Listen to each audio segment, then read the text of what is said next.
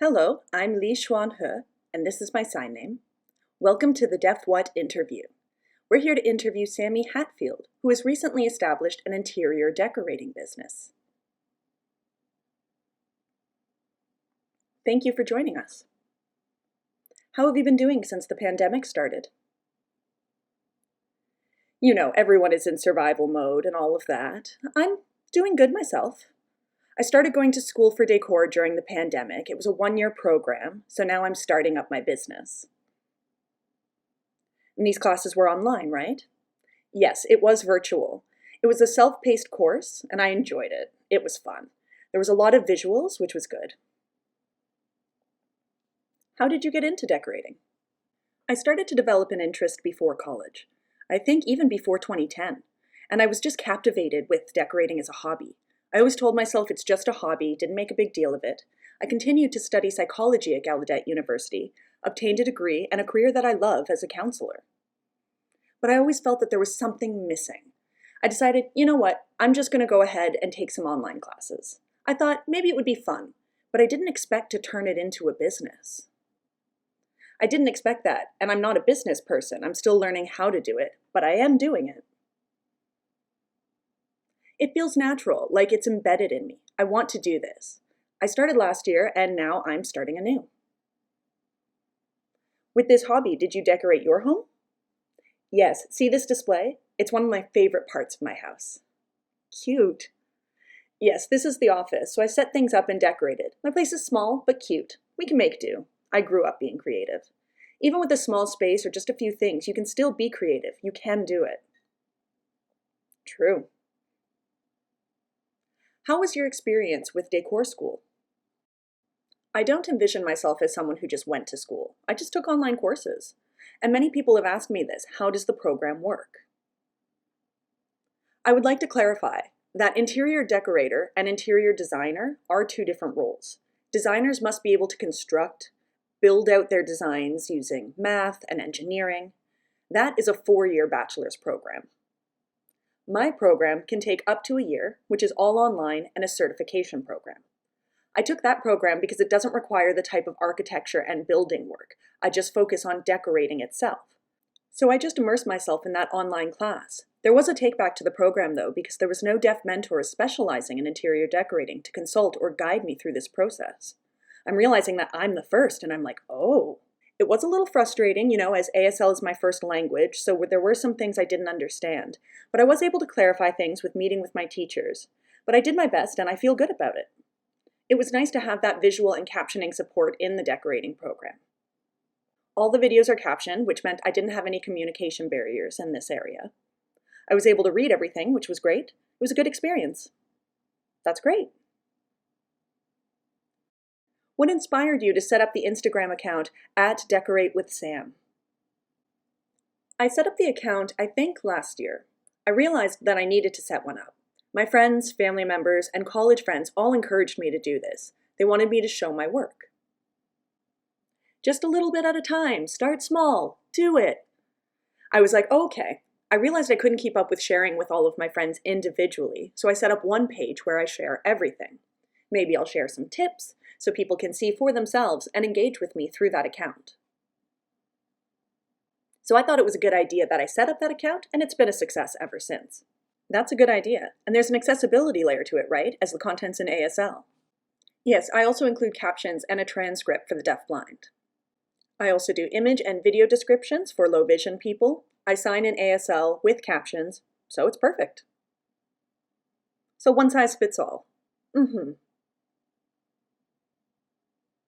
What's your favorite thing to do with decorating? My favorite part is the final result. As I work through the design and then I see the finished product, it's a good boost to the self-esteem, Yes, it's exactly what I envisioned. It matches. That's my favorite part. So the end. What about during the process? Absolutely. Each decor process varies. Some are easier, others are tougher. Depends on the client and their wishes. Some people are superficial with their vision while others are more detailed. Some clients require more engagement and need more measurements. I also make sure the decor team is contacted, painter or floor installation. I make sure that they have all the materials and supplies. It's a lot of work, but the process itself always varies. Each client is different. What's your approach to resolving challenges that you may face in this work? Sometimes I need additional support or advice.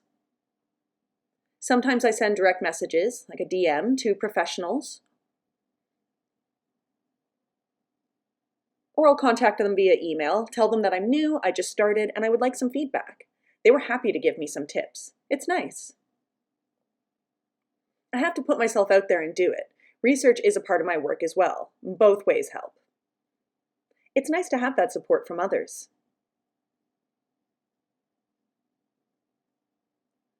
What do you want future customers to know? Do you have any tips for them?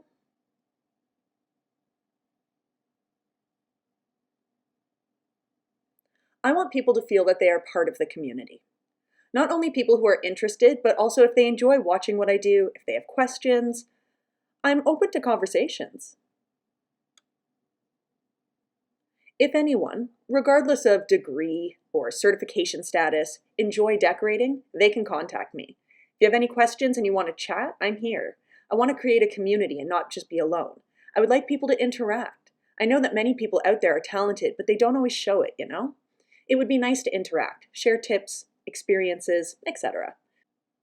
So I think with that, maybe in the future, I'll create a webinar for people to gather and meet. The more I share and promote, the more people would open up to asking questions. Tips for people? Well, keep an eye out for my vlogs. I will share different tips and information. Some ideas that are easy to do at home that they didn't think of rather than hiring someone. And there will be videos that show you how to do certain things. So you're like a seed, growing that network of roots out there, inspiring people to get involved more in the future. Yes, I hope. What evokes joy for you? Seeing people, clients, finding something they really like and figuring out how they can get into it.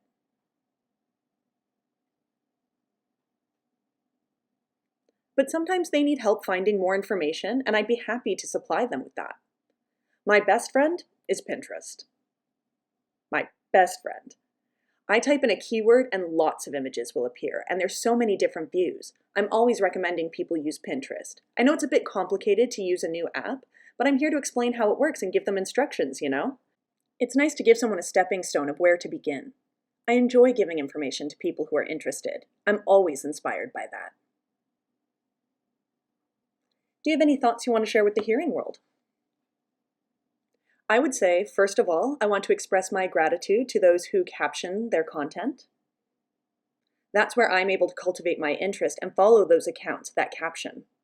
As for those who do not caption their content, I can't understand or see what they're trying to say, so I'm unable to follow them. If you want more people to engage, I recommend you caption your content, okay? I feel we would be able to thrive more if we have accessible content. Do you have any thoughts you'd like to share with the deaf community? Yes, I know that I'm the first deaf interior decorator, and as for designers, there are a couple of deaf folks who do that. It seems that they don't work as a professional business, though. It's not open to the deaf community. But for me, I'm open and willing. Right now, I hope that people who are interested in decorating, even as a hobby, even if it's not business related, can contact me. Please do. Share your experiences, share your passions. I would love to listen, and hopefully I'll learn something from you all too. True, it's nice to have a team to work together.